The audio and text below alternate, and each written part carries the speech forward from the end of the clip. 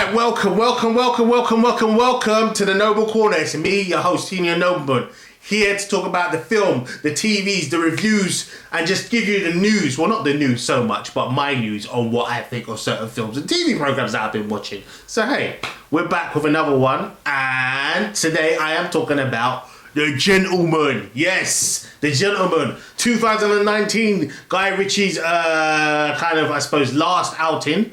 And yes, starring Matthew McConaughey. Yes, Matthew McConaughey is the main character. You've also got Hugh Grant, who plays a character. Charlie Hunnam. Now, Charlie Hunnam plays, obviously I said Matthew McConaughey, I've said Hugh Grant. I think you guys know who these guys are, but Matthew's been in a number of films. The Time to Kill. He was in Dallas Buyers Club. He was in Reign of Fire. He's been in a number of films. Matthew McConaughey, True Detective is his new thing where he had the McConaughey. He's back. You've got Hugh Grant, Four Weddings and a Funeral. That's what I'm going to say. You've seen Hugh Grant in loads of stuff. You know Hugh Grant, Love Actually, them sort of things. He's that sort of thing. But plays a very different character in this.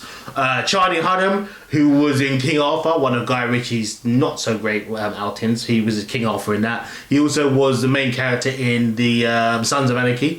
Charlie Hunnam, and he was in Pacific Rim by Guillermo del Toro as Riley, whatever his name was. He was like the main character in that.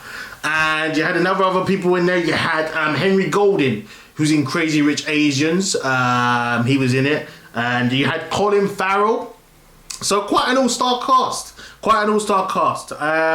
So where should I start? The Gentleman, backstory. It's about Matthew McConaughey's character is a big-time drug dealer in London, American living in London, has all his businesses. And effectively, this is about a threat to his empire. I believe that he wants to get out of the drug business and go and live somewhere nicely and whatnot. But basically, antagonists such as Henry Golding and another guy in there, what was his name? I might be Jeremy Strong. I don't know what his name was, but he was in there. And basically, these people tried to take his empire by force, by kind of driving down the market price of him selling off his drug, whatever. And it's got all the hallmarks of a sort of Guy Ritchie film in terms of the twists, the turns, the kind of like the reveals and whatnot, and that kind of flashbacks, so you understood things. And what I really liked about it is that Hugh Grant's character is an antagonist as well, but almost playing like he's not. And effectively, the story is actually told from a narrator's point of view, and then moves into the current view through Hugh Grant. Actions and crash bang wallop. You know what Guy Ritchie does. He does all the things with the cut scenes and the camera shots and the sort of like kind of comedic but quite graphic violence and whatnot in there. That's the kind of background story. The drug kingpin, someone's trying to take it over. He's not having it, and it goes all out. What I will say is that performances wise, I really enjoyed the film. You had Matthew McConaughey there doing a stand-up role as the main character. He's very smart,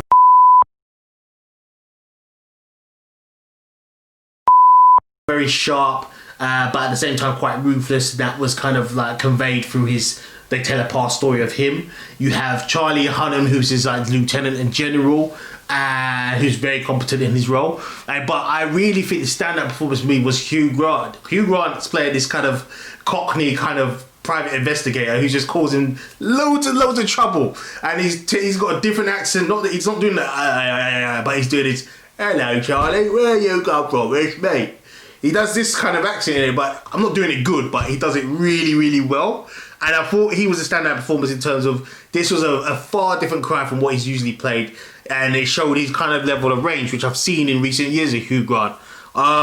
You also had, I forgot to mention, Michelle Dockery in there, and she's from Downtown Abbey. But I haven't seen much of her because I don't watch Downtown Abbey, man. I don't watch that, man. I can't be watching them things. Anyway, she's in there and she's playing Matthew McConaughey's wife, and she puts on this really, really Cockney accent. And I find that, particularly with films which are kind of pitched to America, when they want to show someone who's English, it's kind of very much they have to really ham up the Cockneyness, and I just thought that was a bit much. But again, she was perfectly competent in there.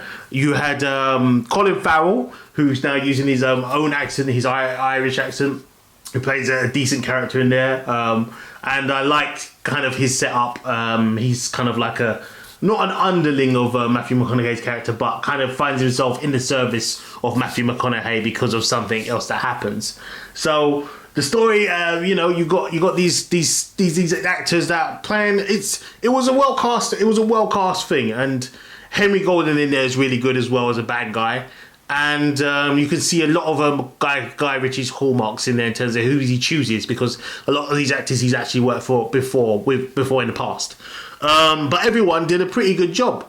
Now, features and stuff like that, and any things that stood out, underlying messages, there wasn't really. This was just a enjoyable film to watch, and I think obviously with Guy Ritchie's signature is the kind of the twists and turns and the kind of flashbacks, or not seeing something initially and then finding out about it later.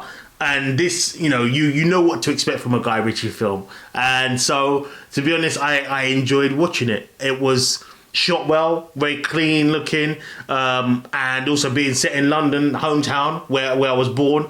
It's always a familiarity to kind of look around. So, I know that place over there, or I've been there. And it's always kind of like a nice sense of nostalgia to say, like, yeah, these places that they're talking about or they're going to, they're just down the road. So that's always a kind of a draw for someone who's from London when you see a Guy Ritchie film. So I was happy to see all of that. Generally speaking, I've got to give the rating without giving away the story, which I told you was about drug dealers whose empires threatened. It was a definite 3.5 aces out of 5, and I say that because it's not anything new from what Guy Ritchie has done from the Snatch, the Lock, Stock and whatever, but completely enjoyable, I would say. There was no underlying message in there. It was shot well. It had a decent ensemble cast, and it was definitely worth a watch. And it has rewatch value. So I'm not being harsh, because wasn't something that resonated with me just in general. It didn't have any messages, but this was a nice film, a good action thriller, crime, caper, criminal, mafioso film to watch, and I would recommend it to everyone.